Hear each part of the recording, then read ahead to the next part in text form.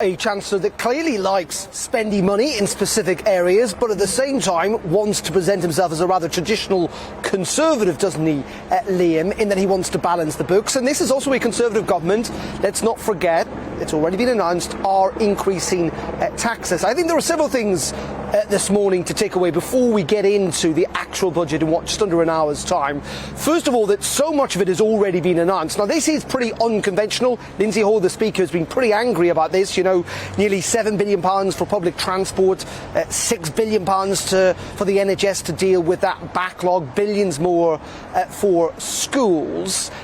Many suggesting what left is there to announce in this budget. I think where the interesting things will come from, though, is this cost of living crisis.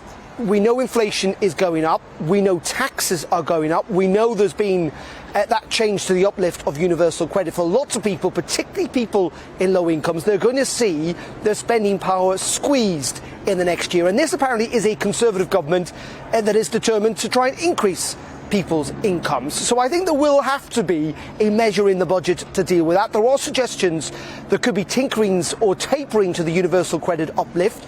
Not necessarily a complete U-turn, but potentially significant changes on that. And in addition to that, really interestingly, Liam, in the Cabinet readout that we've just received from Downing Street, and the Cabinet met this morning, Rishi Sunak said that they would take opportunities leaving the EU has afforded Britain to deliver substantial reform to a tax system, which we don't know really what that's alluding to. There have been suggestions that government, in trying to deal with the energy crisis, may well try and cut VAT on energy. That is a significant move. It would mean that energy bills would fall. It'd be immediate. It would be across the board. Is that what Rishi Sunak is alluding to? Obviously, we'll have to wait for the detail.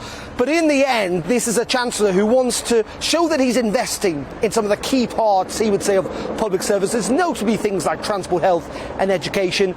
But at the same time, as I say, wants to come across as economically prudent, that he'll be careful with your money. The question is, can he achieve both? Is it possible to achieve both in the wake of a pandemic that has left us with an enormous debt mountain?